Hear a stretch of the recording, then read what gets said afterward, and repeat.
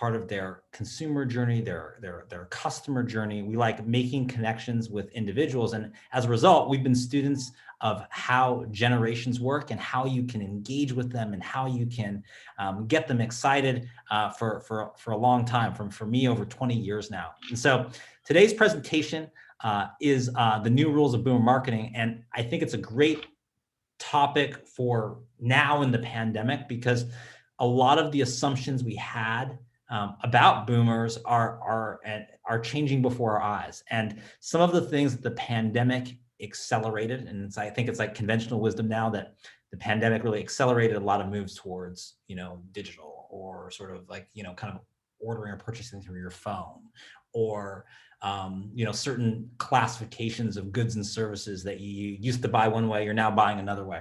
It accelerated a lot of that.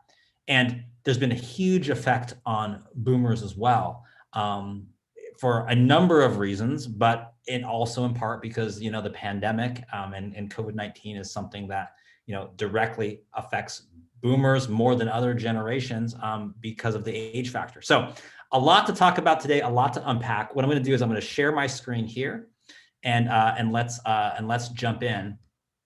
And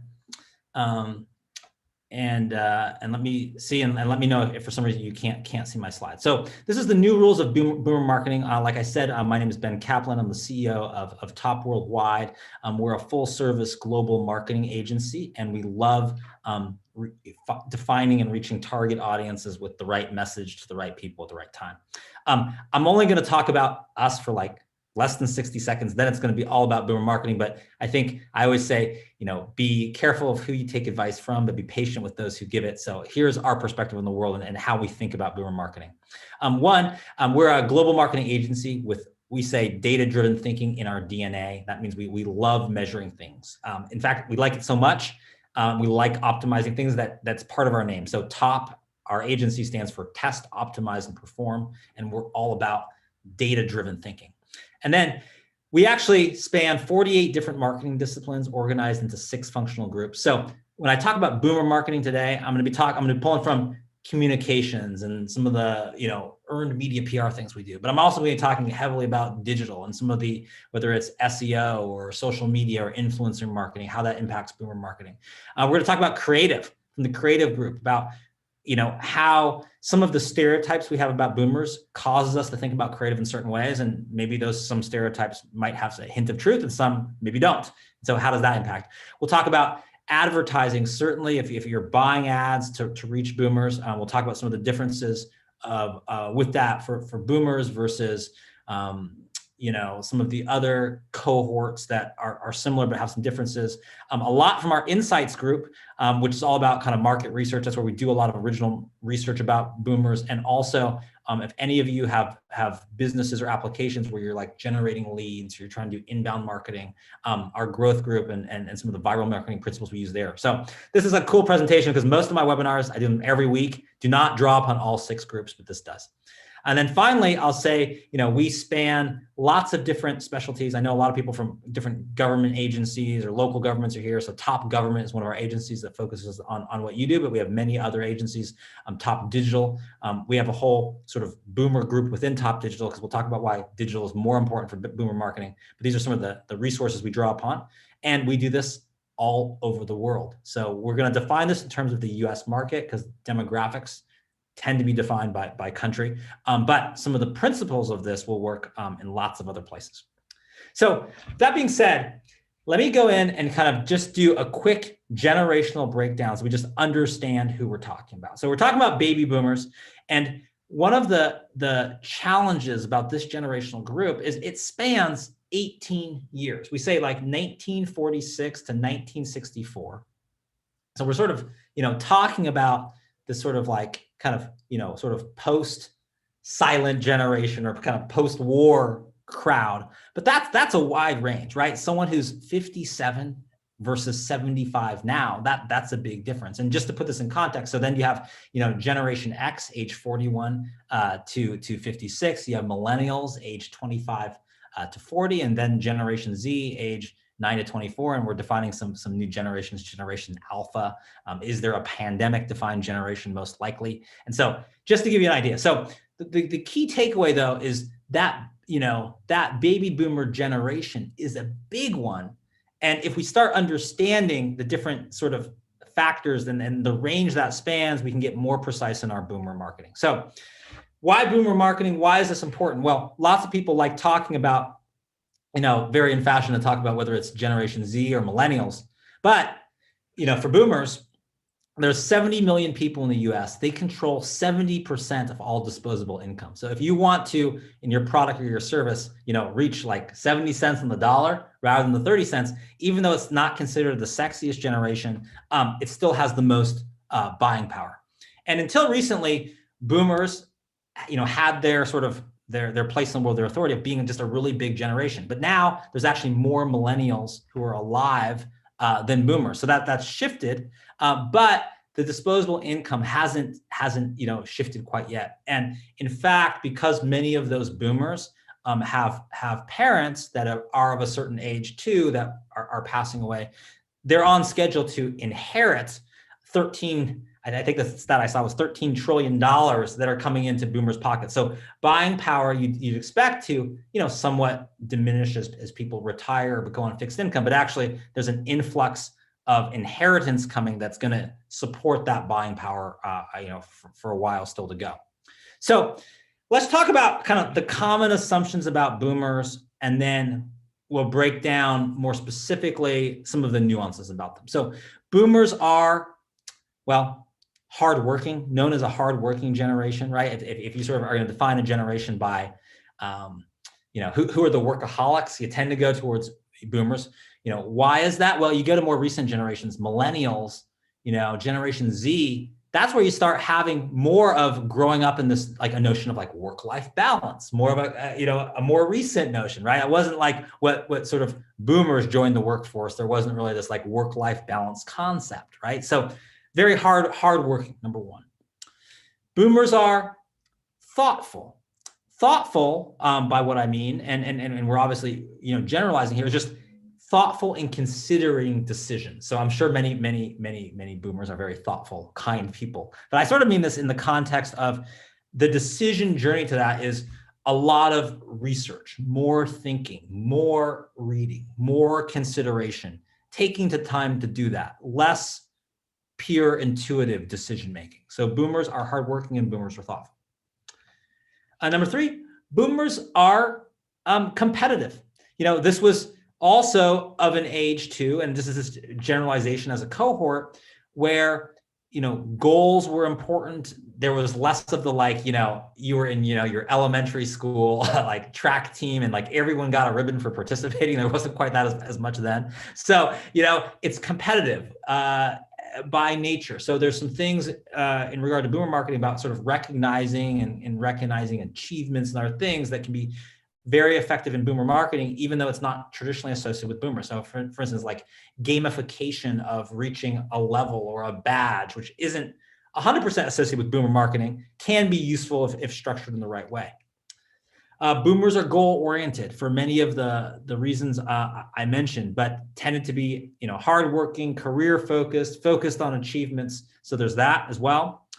Boomers are patient. So this is changing a little bit, but this notion of gosh, we've got to reach someone digitally in 7 seconds or less, or we've lost their attention. You've still got to get boomers' attention, but there might be a little bit more room to consider something. You have a little bit more room for time, but I think that's overstated somewhat, but still patient overall. And then finally, boomers are affluent, and they're the most affluent generation we have now, and that's not going to change for a while. And so certainly if you want to convert more sales, leads, do business, boomers are a great generation to pay attention to. So that's kind of the first part, just like, let's understand. So we kind of understand the sort of kind of mid 50s to mid 70s kind of range. We understand some of the character traits, which of course are gross generalizations, right? I mean, all of this stuff, you take it like, we're individuals, not overall, but when you're talking about, targets and advertising or marketing, it's helpful to think in generalizations a little bit. But let's ask some questions. And I want to go over 5 questions we're asking now for boomer marketing that we didn't ask before. And then use that to get into 5 new rules that I think can make your next marketing campaign or advertising campaign targeting boomers more effective. So let's go into the first question, and it's a meaty one. And the old way for boomer marketing, we'd ask this question. We'd say, how can we market to boomers as a distinct market segment, right? Say like, hey, boomers are not millennials. There's a famous kind of confrontation right there that sometimes exists. Both sides maybe have ill opinions at times of each other. So we'd sort of say, how can we market to boomers as a distinct market segment? But the new way is actually, how can we market to different types of boomers differently? And I want to show you some ways to think about it because of this divide of 18 years that spans very, very big generation. And it turns out there's some notable differences. And in fact, those differences are so diametrically opposed that if you just knew the characteristics of one of that cohorts and marketed that, you'd be exactly wrong for the other cohort. So one of the things I know a lot of people here, I think Jackson, you mentioned, whether it's assisted living or other services, and you're looking to market to that, the issue is you've got to understand your cohort because the thing that works for one might work the opposite for the other. So let me kind of give you an example. And what I want to talk about is early boomers versus Generation Jones. And I'll define this for you, but it's essentially the first roughly half of that boomer generation, right? That's going to be that sort of age, 66 and up to that lower part of that age 57 to early 60s. That older part are the early boomers, and that kind of younger part is Generation Jones. And they have different characteristics, which in many ways can be diametrically opposed about things. So early boomers, just to give you some context, they were teens in the 1960s, right? They kind of came of their own into their own in their age in the context of all of the kind of sort of optimism, change, rebellion of the 1960s. Generation Jones were teens in the 1970s, right? So they're this other very noteworthy generation, right? So it's a kind of the kids of the 60s versus kids of the 70s, even within this boomer cohort. Early boomers grew up in a time of optimism and revolution, right? This was the 60s. And then Generation Jones sort of grew up after that. They grew up in a time of more cynicism and disappointment. Early boomers, listened to Elvis and then the Beatles. Generation Jones listened to maybe punk or funk or disco. Here's an example. Early boomers, they approach life here's a couple of early boomers, and I wanted to make this non-political, so I did both sides of this, but early boomers approach life like Joe Biden or Donald Trump. They're both early boomers. Versus Generation Jones, this younger cohort, they're more like Barack Obama, which actually makes it really interesting from a political point of view in the US, where we kind of did these out of order, right? Obama became president first before Trump or Biden. And that was an interesting reflection on our society. So the point I want to make, if you're going to sum all this up, early boomers right now, they want to embrace that they are older. At the same time, Generation Jones wants to hold on to their youth. So question for all of you is, are you marketing to early boomers or Generation Jones? Maybe it's one or the other, or maybe you're marketing to both, or maybe that's changing. Maybe you're marketing to early boomers like this year or next year, but 3 years from now, Generation Jones is going to be of the age that they're going to consume what you provide. So, or maybe you've got a product that, is really for all generations, but you have these distinct segments. So you're going to market at Generation Z and millennials and Generation X and boomers, but, are you grouping in that age 60 person target? Are they closer to a boomer or are they actually closer to Generation X? And if you're targeting an ad, if you think about this in different strategic ways, it might adjust your results. So this brings us to new rule number 1, which is target each distinct boomer audience separately. And there's some interesting trends right now. I mean, so this is why you have to segment them out. So there's a trend currently about, in the past like year or two of early retirement of some boomers. That's been more pronounced in the Northeast. That's been more pronounced in Hispanic and Asian American populations of like, let's get to retirement earlier. But at the same time, there's a counter trend for a different group of boomers about we're never going to retire at all. We're just going to stay active and we're going to keep working. So understanding these distinct segments makes your marketing and your advertising much more effective. And so that's important with a generation like boomers that really spans such a range. So Jackson, I want to pause there. Happy to answer any questions for the group. Type it in the chat as well. And Jackson, any questions that you have or thoughts, because I know you work on a ton of our marketing campaigns where we're thinking about this and we're using this to test, optimize, and perform to make our marketing more efficient and effective. Yeah, well, one question that Am brings up, which is interesting, and I imagine has some variance depending on whether you're talking to early boomers or to Generation Jones, but she wonders, what other good ways are there to reach boomers beyond Facebook? I think it's sort of known among marketers generally that Facebook is a exceptionally good platform for reaching boomers, but talk to us about the nuances of that and what other tools we might consider when we're targeting each distinct boomer audience. Okay, sure. I think that's great. A great question. And maybe let me answer it by, we're going to get that into the next sort of question pair. We're going to talk about that specifically. I'll talk about Facebook. I'll talk about some other platforms, but let me maybe hold on to that question for a second. I'm going to give you some digital platforms to use and show how that kind of connects with non-digital platforms as well. But let's go to the next rule, and then I think that will tie into exactly what you're asking. So the old way is that we would say, how can we reach boomers on traditional marketing channels? We would orient ourselves, and it's still impactful, but like, let's get on, the evening news, right? Boomers consume a lot of the evening news because they grew up in a time when that was more of like the de facto place you got news, and it set habits. Or boomers would read, the newspaper. So let's go for traditional media. The new way is much more, how can we market to boomers across multiple digital channels? And we can talk about Facebook, but let's talk about some others. Like, what are the key channels that are impactful? So actually, number one, just because of the boomer orientation for research, I'm actually going to put, Google number one, which is searching for information, which brings us to both search engine optimization and search engine marketing. So search engine optimization is sort of the unpaid version, right? That's like, you have great content, you rank high in Google, and you're going to be seen by people high in the rankings. Search engine marketing, you're going to pay Google to sort of bypass some of that and sort of just be at the top. So because of the research involved, Google and those who have search intent, right, who are looking for information is a great way to reach boomers. What is changing, though, as we talk about Google, is that Google itself is prioritizing different things, which means your tactics to reach boomers have to change.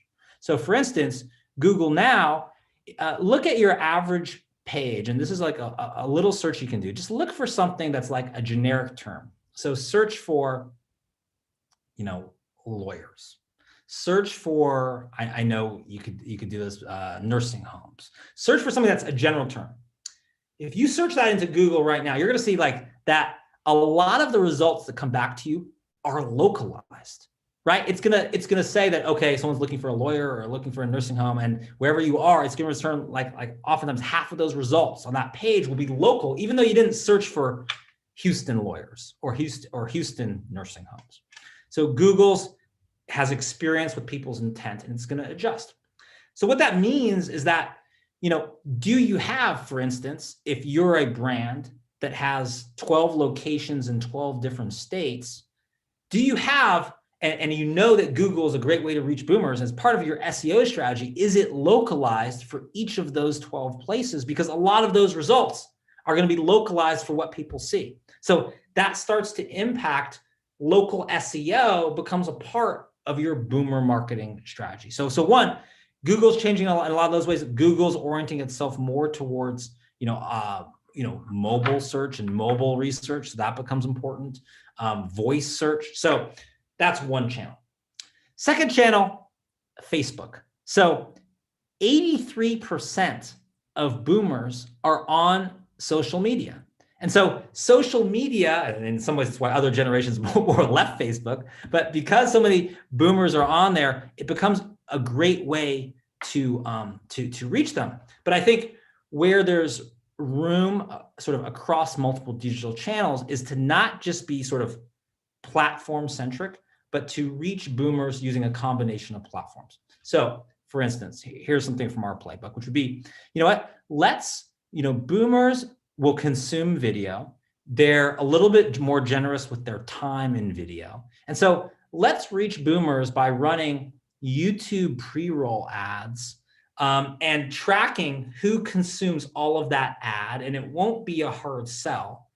And then let's retarget them and stay top of mind on Facebook, where it's more efficient to retarget. So more sort of like omni-channel recipes. Facebook important. I think there's a lot of room to do more on like YouTube and videos. Just boomer orientation used to be more, very reading oriented, but also like personal interactions. So if you can give a sense of personal interaction through a medium that might not always be personal, that's very effective too. But where I think where we're going with this is new rule number 2, which is don't assume that boomers aren't tech savvy. That has changed a lot. That has certainly been accelerated in the pandemic, where you had certain categories like, let's say, ordering groceries, where a lot of boomers were not ordering that on their phone and Instacart, and suddenly they are now. And that brought a lot of different changes in behavior all kind of once. So I think look at more tech channels, look at more digital platforms, and the idea is reach boomers through kind of and sort of omni-platform and omni-channel way. Using multiple platforms becomes important because the sort of consumer or customer decision journey for a boomer is a little bit longer. Like I said, they're a little bit more thoughtful, a little bit more patient, less impulse buys. So to stay engaged with them, if you can sort of stay engaged with them across multiple channels, that's going to be to your advantage. Okay, so new rule number 2, don't assume that boomers aren't tech savvy. Jackson, do we have other questions or thought on this? Otherwise, I'm going to go to like my next question pair. No, Ben, not right now. I will remind everyone, if you have any questions for Ben, if there are particular topics you want to tackle, please do feel free to drop them in the chat, and we'll make sure Ben addresses them. Okay, so let's move on to kind of the third kind of question pair here, which is the old way.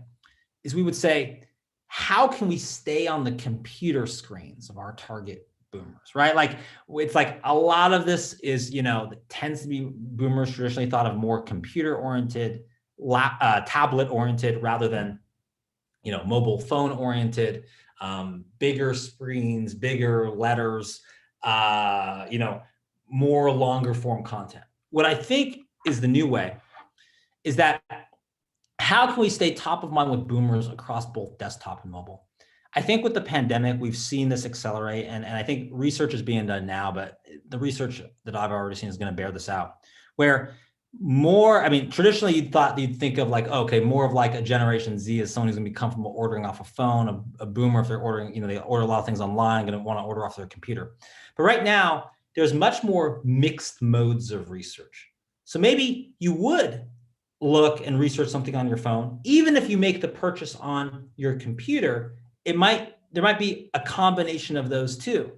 All of the numbers for sort of actually making the purchase on the phone are all increasing. So more purchases are made on mobile. So the thing is, you can't be lazy with marketing to boomers because you're like, yeah, we've got attention span. Yeah, they're going to read all this. Yep, we're going to be real comprehensive with the information.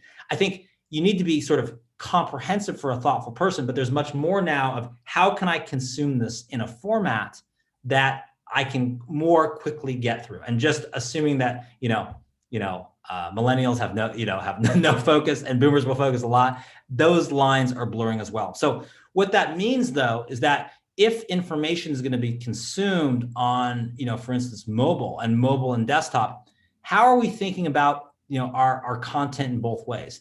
How are we making it easy to process and digest? How do we have more, if you look at web design as a trend, if you're marketing to boomers, how do we have, like, you can get the high level information, and if you want to delve deep, you can, right? You can like drill down and find things, but you don't have to. Or you can get the high level on your mobile phone, and then you can drill deep on your computer. So all of that require us to kind of think about it and sort of question our assumptions. So this notion, first of all, that we just said, which is that like boomers aren't tech savvy, that's changing. What about this notion of boomers are desktop, not mobile? That's changing too. So what's happening as we go on is some of the clear delineations between generations are starting to blur, and that's just because everything's going digital, and that's an even bigger tidal wave than the generational differences. So that brings us to new rule number 3, which is think omni-platform for the boomer decision journey. And because that decision journey typically lasts longer than other generations, being really good at cross-platform omni-channel marketing helps you if you are a product or a service or a brand that is in part oriented towards boomers or fully oriented towards boomers. There's more incentive for you to be omni-channel because of that decision journey. And that's a different way of thinking than just saying we need to be either in traditional media or we need to just stay on Facebook. So the old way, we would ask ourselves, well, like, how can we market to boomers at their key life milestones, right? We kind of know that there's these certain milestones that happen at certain ages, retirement being the most notable one, but there's many others. And it was more of a milestone-oriented marketing approach. What I'd say the new way is that how can we market to boomers through the power of shared experiences? What we've seen is that depending on, are you early boomer or Generation Jones, but also trends and counter trends, right? Some are retiring earlier. Some never want to retire. So how can we look at an experience-based approach rather than a life milestone-based approach? And let's not assume. So really interesting when you look at companies, how they change their marketing. I mean, I think, a company that sort of embraced this, and if you go look back at a company like T-Mobile, like if you look at their sort of former kind of famous, bold, brash CEO, John Ledger, they're coming out with marketing campaigns for their sort of like over 55 product where they're saying, hey, we're not going to be condescending to you.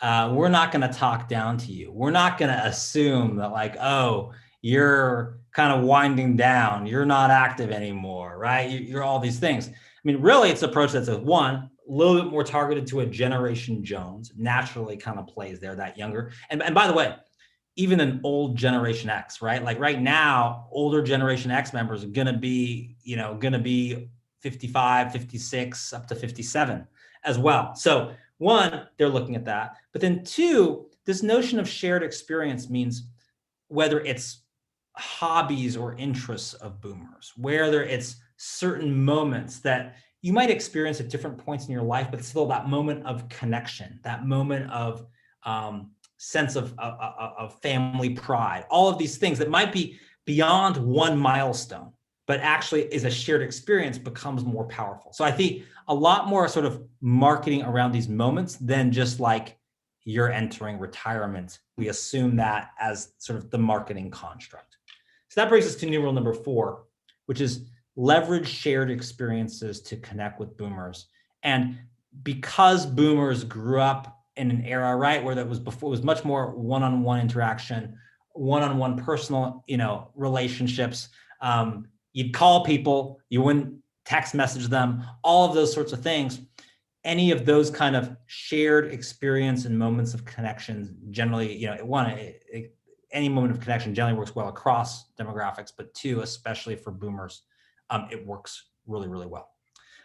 Jackson, any thoughts on, you've worked on a bunch of our campaigns, consumer campaigns, across a lot of different sort of verticals.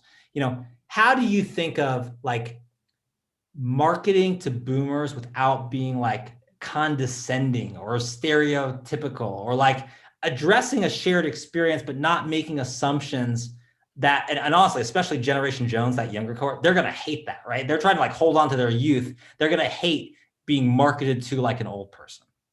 Yeah, well, I think there's a lot to be said about meeting people on their terms. And nostalgia, which you've talked about, is one way of doing that, right? If you're bringing in the cultural context that someone's coming from, the experiences that they grew up with, and showing a level of understanding there, I think that goes a long way towards sort of respecting your audience and meeting them where they're at. And I think in general, if you're if you have an offering that has features that are specific to a given audience. For example, if you're offering a tech product, and one of the features is that it's very simple, so if you're not that tech savvy, you can use it.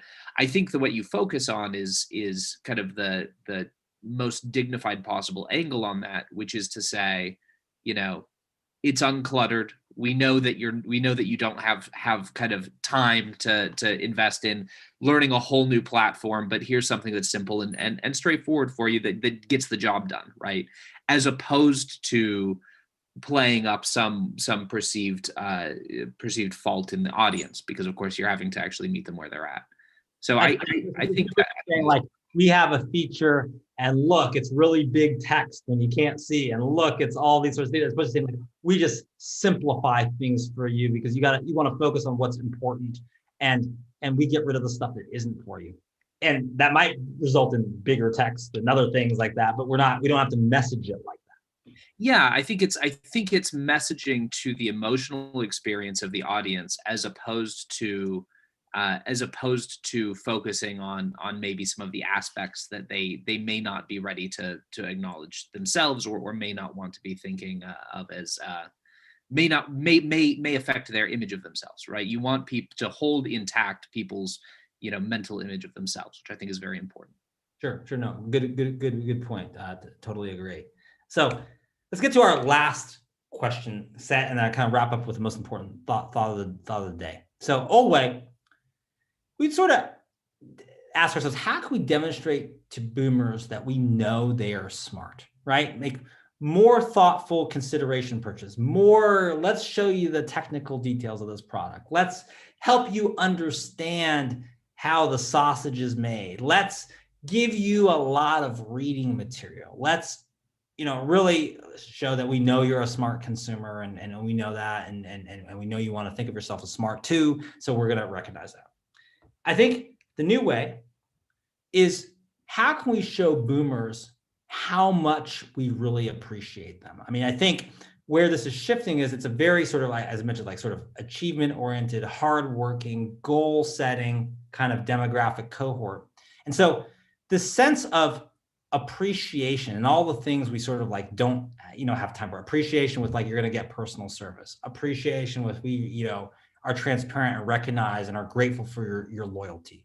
Appreciation in that, you just purchased our product and it doesn't stop with that purchase. Like, we really appreciate, you and respect you. I mean, I think that's where there's a lot of room for improvement, is this sense of, kind of what we would call, the sort of, there's the path to purchase, but there's also the path to passion. And that path to passion is the whole experience after purchase that turns someone into a loyal, raving fan. And so one of the most powerful emotions, and we leverage emotions in our viral marketing practice to get people to engage and share and laugh and cry and buy and all those sorts of things.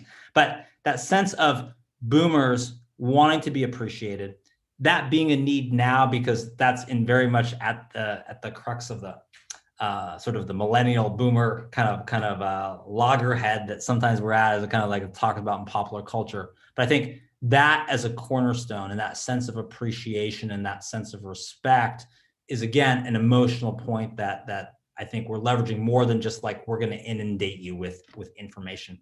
So the new rule number 5 is take the time to make a personal connection. And what I would say is, in all of these forms of marketing that are mass forms of marketing, they're digital forms of marketing, it's like the personalization and the care which that occurs, which is a good practice for all generations, but especially for boomers, for that sense of respect, that sense of appreciation, that sense of authority.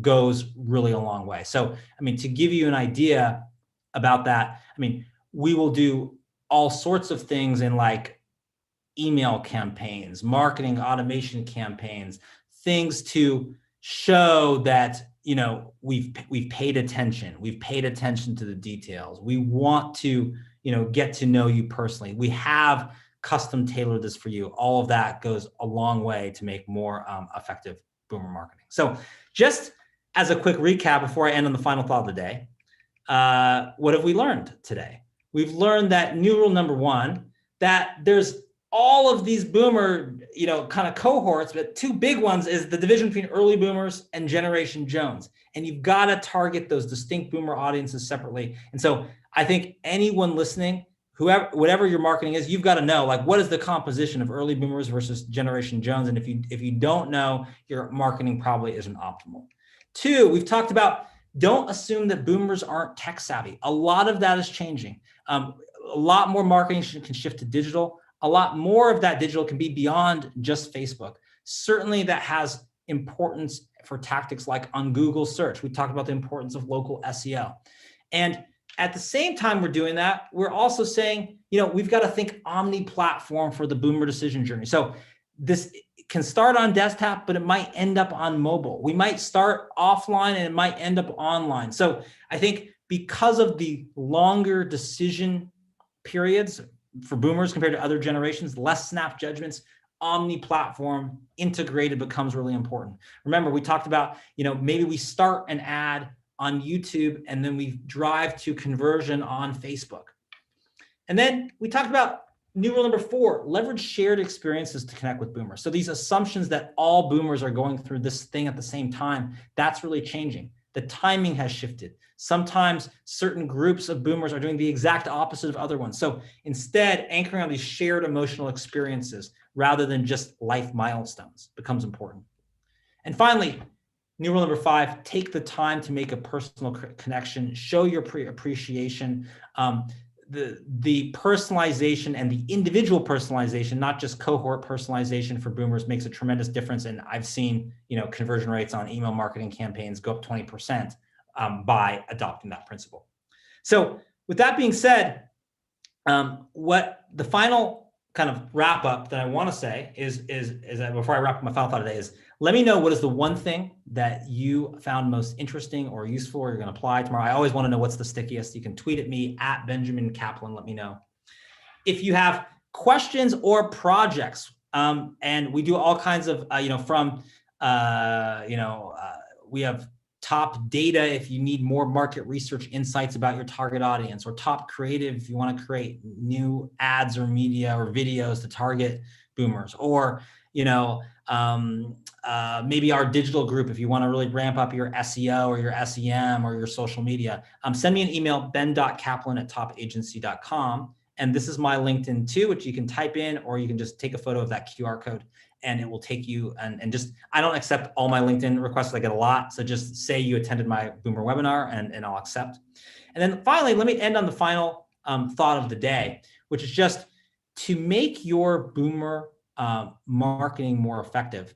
The first thing you have to do is try to make it incrementally more effective. So it doesn't mean you have to tear up your playbook of what you already have, but you need to say, okay, in the context of this digital ad we're already running, I now know that, like, hey, we have Generation Jones plus early boomers.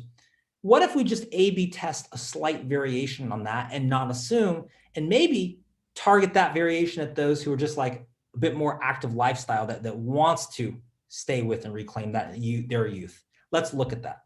Or let's look at our SEO content, and we don't have to redo all of the content on our website, but let's make it a little bit more mobile friendly, even if we're an assisted living location where we think, hey, everyone's going to read this on desktop anyway, so we don't have to. Let's look at that and let's sort of measure what the impact is that. So look for incremental ways, not to tear up what you're doing, but just to get a little bit more precise. And then the process is what TOP is. Test, optimize, and perform. And when you do that, the boomer generation is sorely neglected right now because everyone's looking at shinier, flashier generations. and they still hold the bulk of the buying power. So this can be tremendously lucrative. Other marketers have taken their eye off the ball. If you don't, there's great progress to be had. And some of the assumptions we've said about boomers are really changing, and the pandemic has only accelerated that. So Jackson, that is the new rules of boomer marketing. Really thank you for hosting, and would love to hear feedback for the group, and tremendous amount of work to be done. And I think it's like really a golden age to market to boomers. Thanks so much, Ben. Great webinar, and we do have links in the chat for our event registration page, for Ben's YouTube channel, for our LinkedIn profiles, and also email addresses where you can reach out with any questions, or if you'd like to chat. Thanks so much for joining us today, everyone. Appreciate it. Thank you. Take care. Bye-bye, everyone.